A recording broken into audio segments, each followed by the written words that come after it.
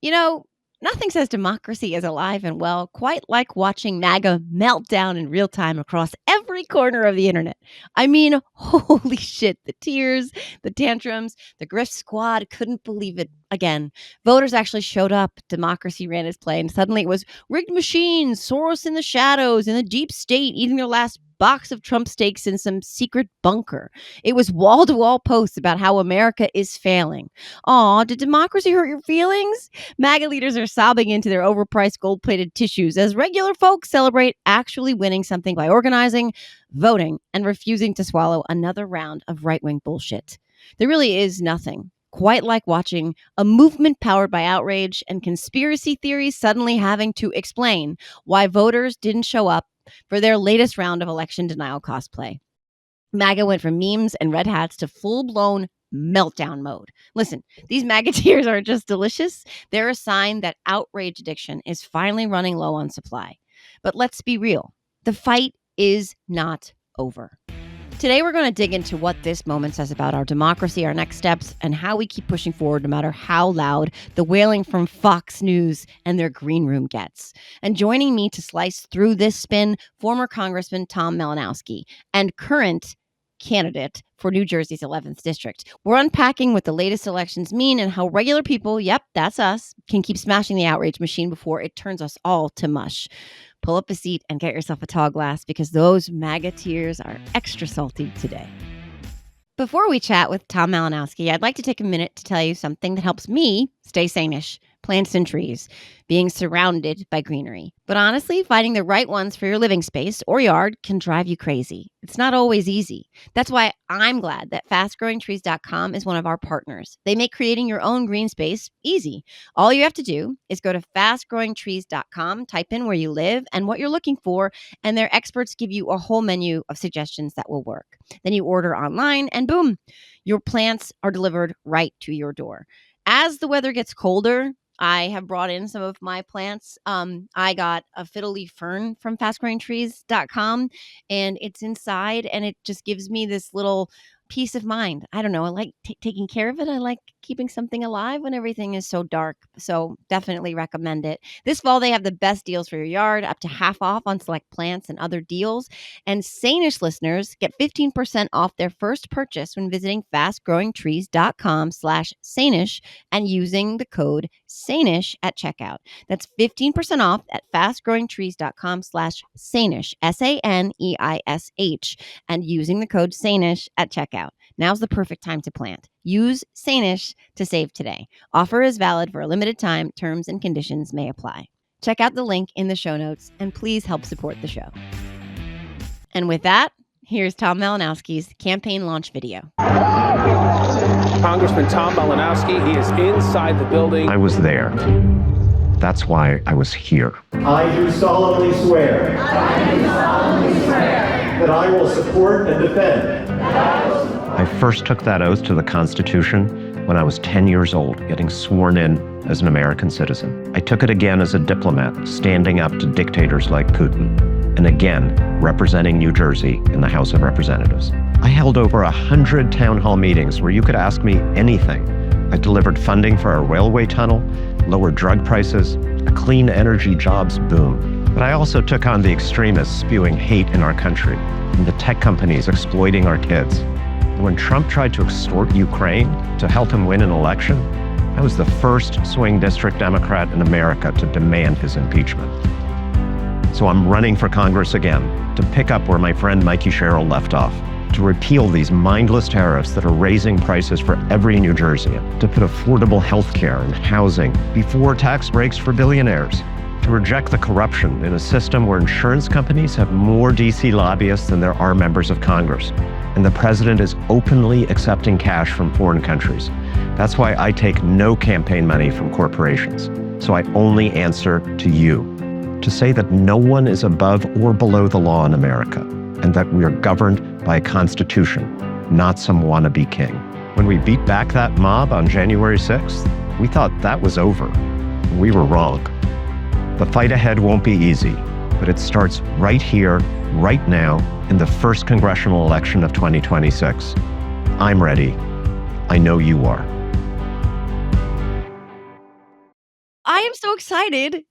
Tom Malinowski is here. By the way, I have a funny story to tell you as a sidebar in a second, where I actually called you Corey Lewandowski on a podcast with Jim Himes, which is crazy because you went to school with Jim Himes, and I said Corey Lewandowski, and I know in my brain I meant you, but it came out as Corey Lewandowski. But this is a very big and exciting day, I'm and kind I'm of so insulted by that, but okay.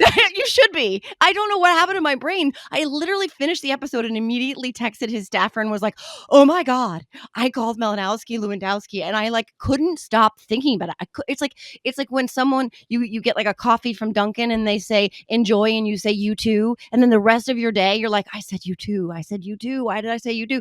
And I called you Corey Lewandowski and I was like, I said, yeah, we had Congressman Lewandowski. What? But anyway, but that is not why we are here.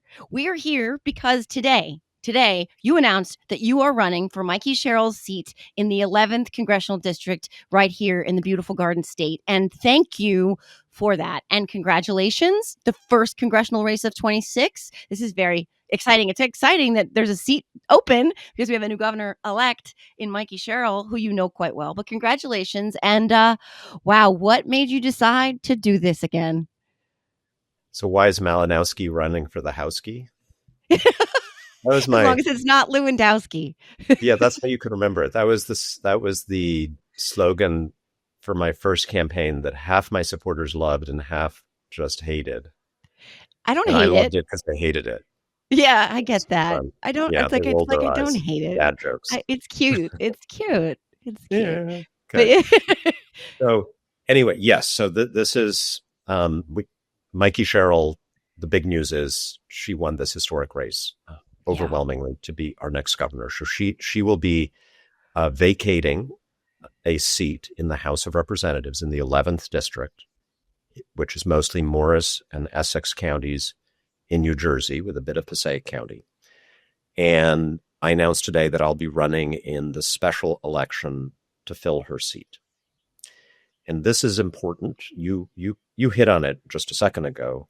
This is not one of the House elections next November as part of the midterms. This is going to happen in the next few weeks to fill an open seat. And it is likely to be the only special House election in 2026. So I see it as the next big one we have to win to keep this momentum going. yeah, 100%. And that's not, well, I don't know, actually. I have family who lives in the 11th, but I don't know the demographics necessarily. I know what I can glean from knowing the towns that are in it to some level. But it's not a solidly blue district, right? I mean, there's some question here. I mean, Mikey is a very conservative Democrat, and you are as well in many ways. So, yeah, let's talk about that and what this last election on Tuesday informs about what we should be looking for in your special election in 26.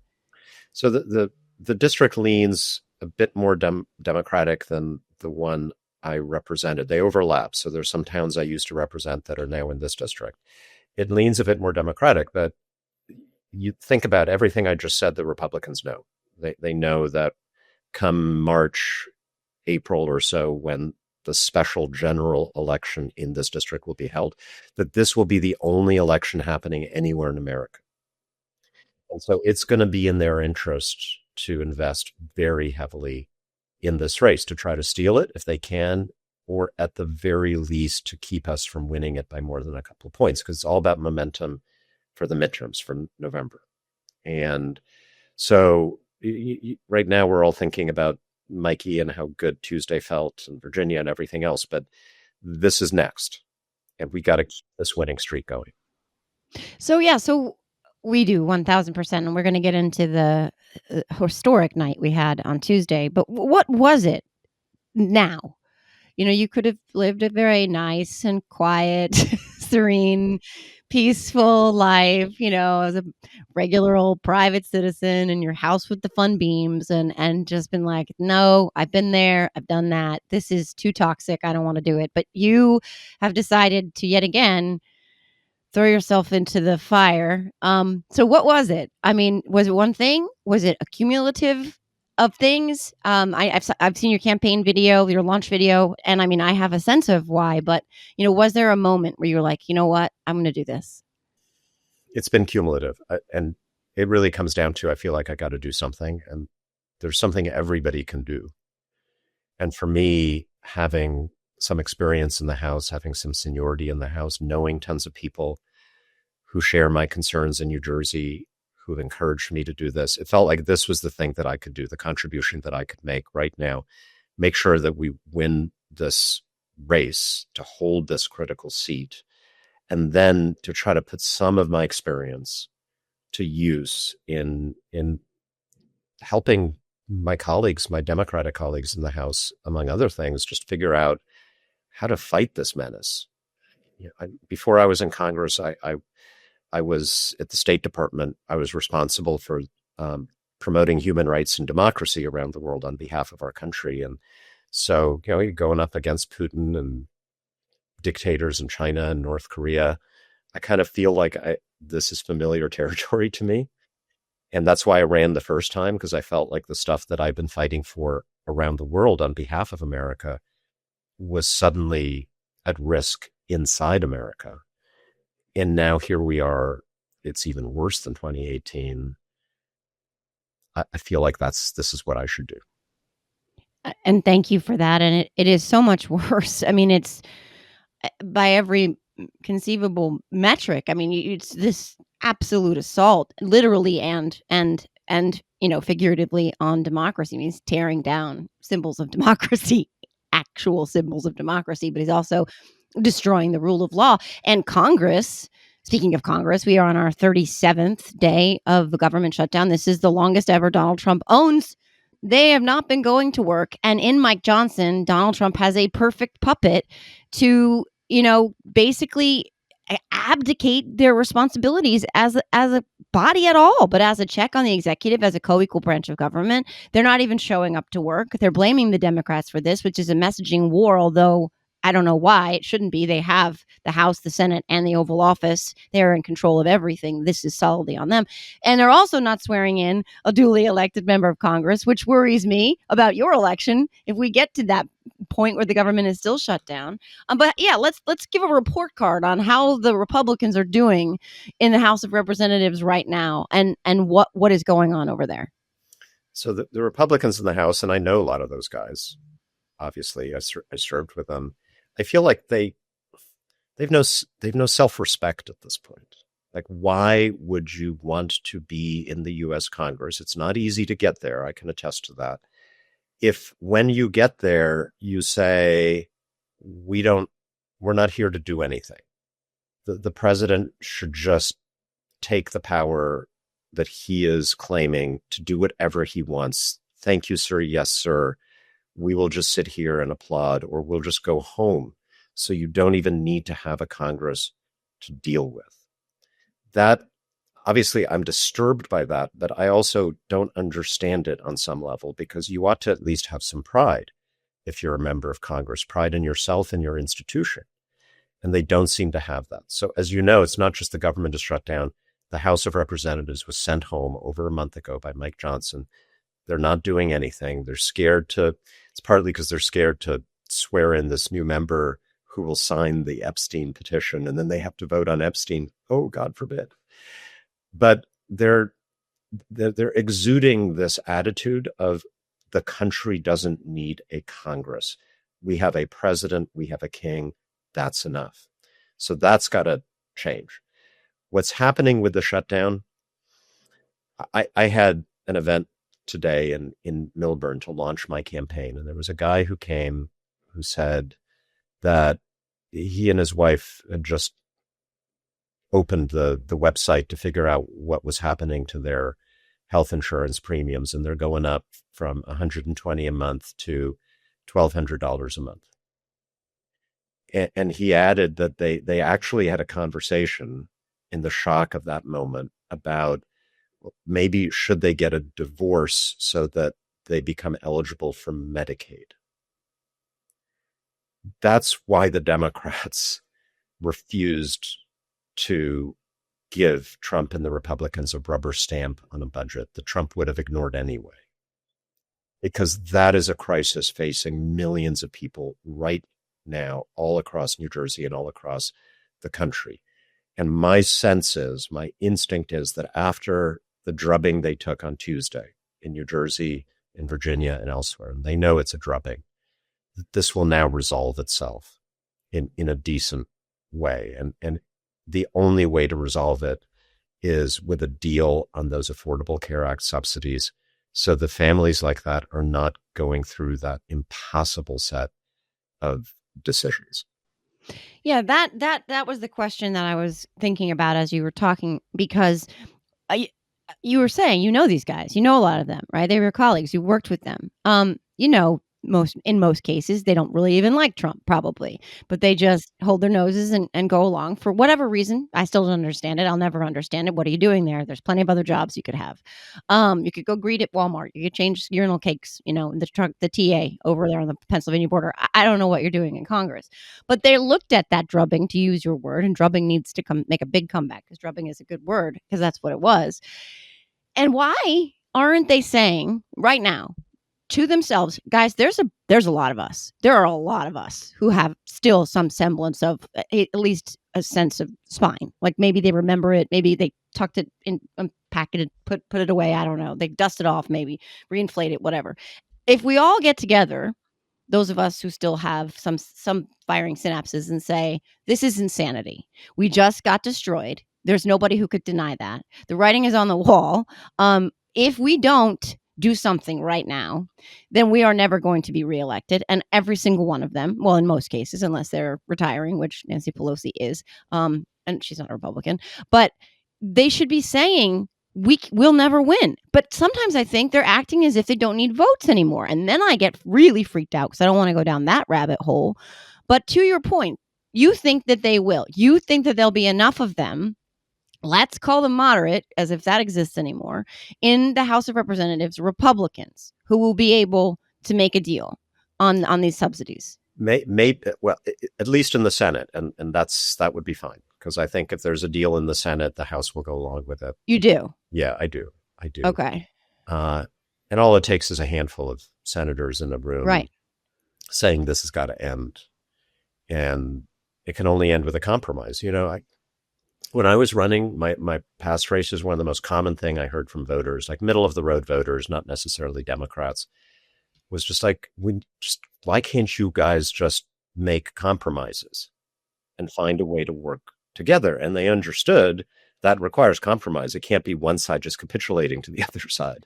Right. But you meet people halfway. You get some of what you want, not all of what you want. And if this comes down to Democrats agreeing to vote for a continuing resolution to reopen the government, and Republicans agreeing to something that they in their hearts know has to happen anyway, which is restoring these Obamacare subsidies, that's still Democrats not getting most of the stuff we want right now. But it would be a good compromise, and I'd say 98% of Americans would be very happy with that. It's a win-win. Reopens the government, and it saves somewhat affordable health care. So that's inevitable. The only thing that's standing in the way of that is pride and ego and fear of Trump. And these guys don't want to get ahead of Trump. They're waiting for him to signal to them that it's okay to cut that deal. But he's not doing that. He's talking about ending the filibuster instead. Yeah, but they're actually saying no to that. Yeah. So I think his first move was, well, just end the filibuster and we don't need the Democrats. But even John Thune, the normally pliant Republican majority leader in the Senate, said, no, we can't do that. We're not going to do that. So plan B has to be the compromise. And by the way, that'll be a favor to the Republicans, because I wouldn't want to go into the next election being responsible for, like, the person I met today, his health insurance premiums going up by 10 times. I mean, they will be wiped out. Right. If that happens. Yeah. So they just have to find the way to get to the yes that is inevitable. Well, hopefully it's sooner rather than later, because what what they're doing is they're using SNAP benefits as a weapon to say, if you don't let us take your health care away, we're going to let you starve. I mean, that's how it feels, right? That's, to me, how it feels, and that's just the abject cruelty of that. Yes, but remember that there are other important priorities like having Halloween parties at Mar-a-Lago with dancing and champagne glasses. I'm sure you would agree, Joe, that that's got to take precedence, and also the remodeling of the bathroom in the White House. But, maybe as a third priority, not letting kids starve would be good. You're you're such a lib. Like, who cares? Like, a Gatsby party, priorities. Like, it's You got to it was hand it to them. Like Gatsby as a theme at this moment is kind of brilliant. If you're it gonna was so on the nose. if you're gonna be that evil, like just own it. Like, I'm surprised they didn't have child labor serving them. Like, that would be the They only. didn't. Yeah, that's true. Very good point, actually. It was questionable about the girl in the champagne glass. I Yeah. mean, all of that at a mansion where Epstein used to party. We have videos of it while they are not swearing in a member of Congress because they don't want the 218th vote for him, for Donald Trump. That's it. Like, it's crazy. It's crazy. Yeah, but it's why they got their asses kicked on Okay, Tuesday, that's where I want to go next. Yes, let's talk about that. right? Yeah, yeah. I mean, we all. I mean, I think folks have seen the numbers, and that it's not just that Mikey Sherrill and Abby Spanberger won; they won big. And in New Jersey, it wasn't just the governor's race; up and down the ballot, Democrats picked up assembly seats. They won a lot of local elections in places where they've never won before. And here's the thing. There's no way you can run up numbers like that if you're just relying on Democrats. If you're just relying on people like me who go to No Kings rallies with our little pocket constitutions. It could only have been folks who may not fully trust the Democratic Party, who may have some issues with me or Mikey Sherrill, certainly you, Joe. Thanks. But they have a feeling that there's something not right. They're seeing these images coming from the White House, the ballroom being destroyed, and it's all paid for by big corporations that have urgent business before the White House. They see him pardoning these crypto billionaires who've been laundering money for terrorists, but they gave him a contribution. The Mar-a-Lago thing, the food stamps being cut, the Trump in the middle of a shutdown going to South Korea, and he's presented a crown because they know this is what you need to do to flatter our president. Like, it's icky. It's too far. It's not what people voted for. They voted for lower prices, not for what they're getting, which is higher prices. Mm-hmm. And so I think this was just a massive wave of people saying there's got to be a correction. That gives me hope. Like, Yeah. I wrote about this yesterday, and it felt like hope. Like, if hope was a person, like, she ran away and eloped with, like, a circus performer in Vegas. Like, she took off. She was MIA. Like, she got a YOLO tattoo. It's like an arrow pointing down to her butt. Like, it's been dark and desolate, and there has been almost nothing. No, even tiny bit of a glimmer of a light in this dark tunnel. And No Kings. The momentum from that was big. And then this next, it gives me so much hope because, to your point, like, you can feel really isolated and crazy looking around thinking, am I the only one who sees this? Like, when you see daycare teachers ripped out of their daycare classrooms by ICE agents, like, am I the only person that's like, wait, hold on? No one voted for that. I mean, I just don't think that even the most MAGA is like, yes, take preschool teachers that actually have permits to work here. That's what I want. That's what I voted for. But like, knowing, like you said, that a lot of people who may have either not voted or voted for Trump or voted Republican in 24 were like, no. And it gives me hope in this whole process because, a lot of people, they pontificate on the fact that there won't be midterms at all. You've heard that. I mean, I'm sure you get asked that question all the time. I do. And I always tell people, just no, there will be Right. midterms. This is psychological warfare. And a lot of what Trump and the evil geniuses like Bannon and Stephen Miller, what they're doing is throwing so much shit at us that we give up hope, that we get so depressed that we curl up into a ball at home and we don't do anything. Because when you lose hope, there's no incentive to go out and march and vote and organize and knock on doors and get involved politically. And, I'm sorry, we're still a democracy. It's a fragile democracy. We may not have rule of law 100% anymore, and that's a big deal. Yeah. But this is still a democracy. And this guy's losing a lot of constituencies that gave him a chance last November. Look at the numbers in New Jersey. We have heavily Hispanic communities in New Jersey where Trump did pretty well in 2024. They swung all the way back and beyond all the way back in this election, because there's a lot of folks in those communities who care about law and order, and they're against illegal immigration. They want people to play by the rules, but they didn't sign up for what you just described. Parents getting nabbed and disappeared while they're dropping their kids off from school, people who've done no one any harm, haven't broken any laws in this country, and who should be in any like normal world where we did immigration reform, like those people would get a work permit and a long pathway to citizenship. So, there are consequences. I'll give you another one. We also have some precincts, some communities in New Jersey, are very heavily South Asian, Indian American in particular. And some of those folks voted for Trump pretty heavily, actually, in 2024, just overwhelmingly voted for Mikey Sher. And India's got 50% tariffs, more than China. Like, India's supposed to be our friend, and we're punishing them more than we're punishing China. Right. Everything folks import from India, which includes stuff that everyone in America buys, but also things that if you're in the Indian American community, you buy regularly, is now 50% more expensive. Plus, MAGA social media is full of explicitly racist, ugly vitriol against Indian Americans. Mm-hmm. So you know what? These are the consequences. And right. That's democracy working.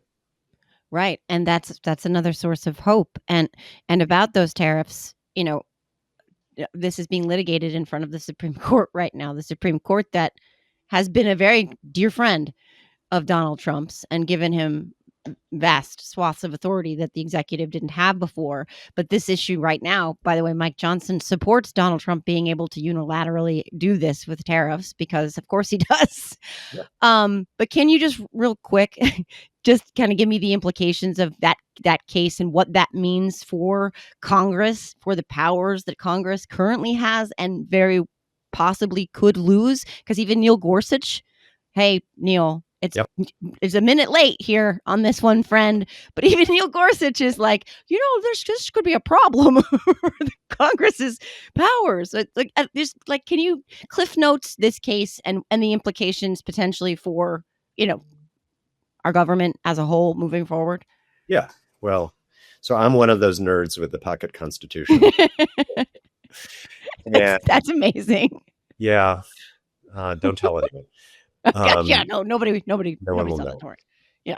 So the Constitution says Congress has the power to impose tariffs, not the president. And why is that?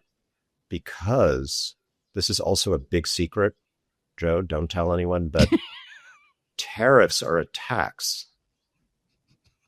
And wait, what? But we have the tariff shelf. There's trillions of dollars on the tariff shelf. I know, but it's a tax. And the framers, the founders of our country said the Congress decides what the taxes are. And they obviously knew tariffs were taxed, because when we were created as a country, that was actually the main tax. There was no income tax. Tariffs were one of the main ways the government raised revenue.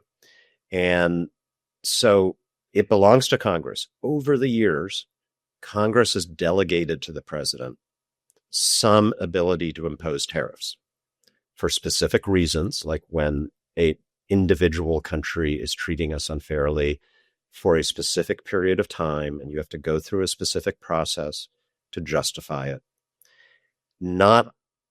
Congress has never given presidents emergency power to just impose tariffs on the whole world forever for whatever reason they want. Like, the emergency of when Canada hurts your feelings. Right. That's not because they ran a commercial you didn't like.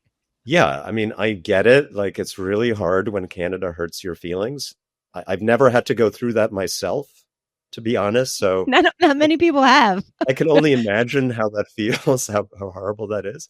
But that's not like one of the allowable situations where a president can impose a tax on the American people. So that's the constitutional issue here. And I mean, Mike Johnson doesn't want to have to vote on this because he would lose some of his members. That's the ultimate embarrassment.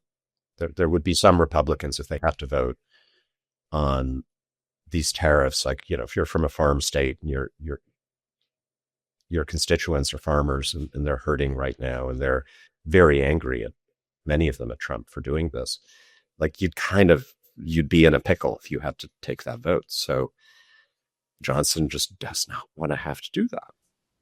Again, completely abdicating his responsibility. I mean, and it's really been shocking. I know I should no longer have the capacity to feel shocked, but like this graduating scale of shameless liar that exists in the Republican Party, like of all of them, he has become a shining star. Like when Marjorie Taylor Greene is out there trying to cosplay as sane and normal and sweet and kind, even praising Nancy Pelosi today, which is batshit bananagrams insane and very strategic. No one is buying what she is selling.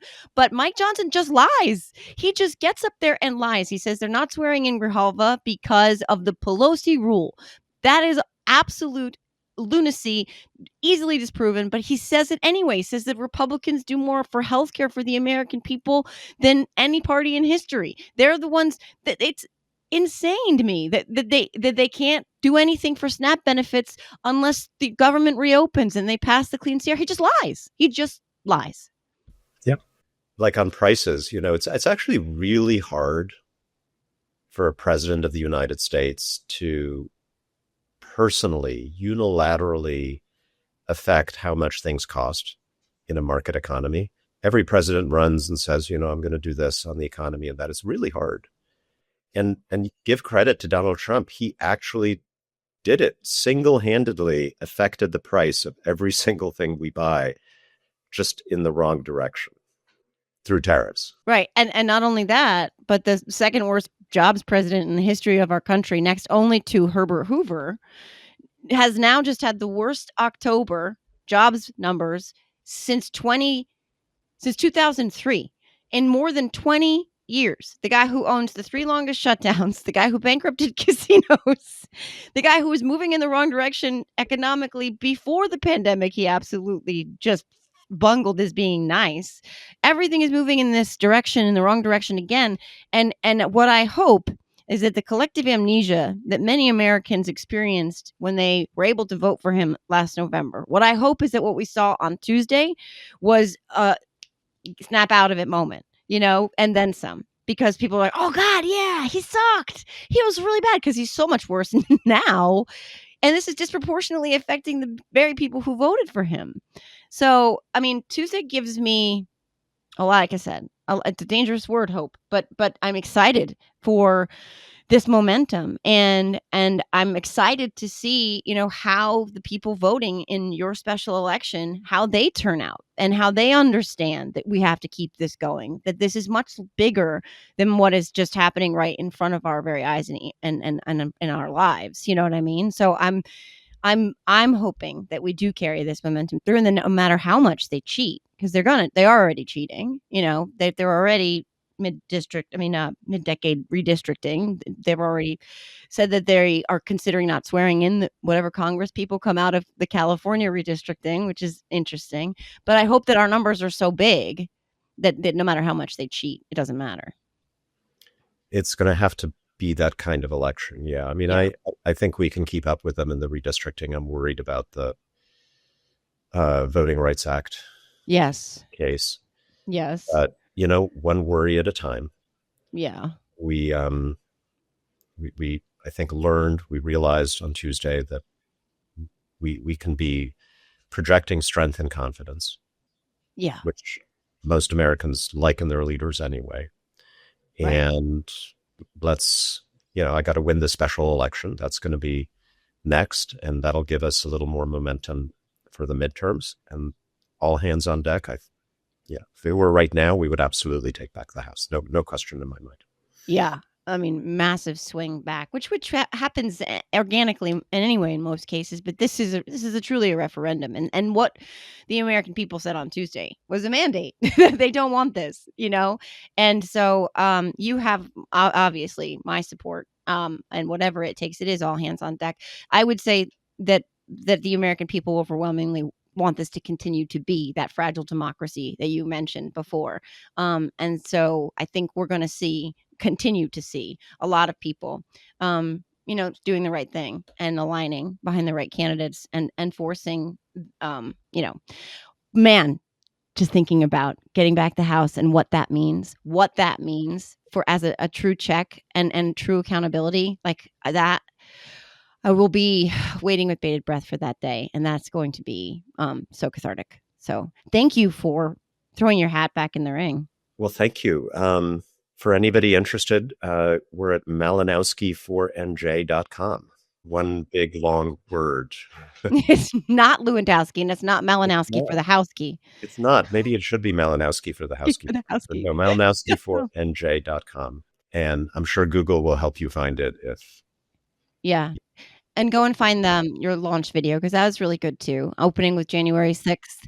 Yeah, it's important because that's another thing in terms of amnesia. I still can't believe, I still can't believe it. I have this thought probably several times a week. I still can't believe we live in a country where that guy got returned to that office. I'm like, really? Really? Really? But when we get the House back, with your help, when we get the House back, there's going to be true accountability again, and there's going to be true oversight again, and we're going to be back on the right path towards perfecting this imperfect union of ours. And thank you for that. Go to Malinowski4NewJersey.com, and I'm going to be helping you. Whatever you need, just know that you have a friend and ally in me all the way. Thank you. I really appreciate it. Thank you so much. Thank you. Thanks to Tom for joining us today. If you needed a dose of hope or just a reason to laugh at the right's group cry in the Fox News green room, consider this your permission slip. But it's not enough to gloat. We've got fights left, seats to win, and a democracy to save. Again. So subscribe, rate, and share Sane. Send it to your newly activated friend or your MAGA curious cousin, because the only thing sweeter than victory is bringing more people with you. I'm Joe. Thanks for listening. Stay loud, stay stubborn, and until the next time, stay sane-ish.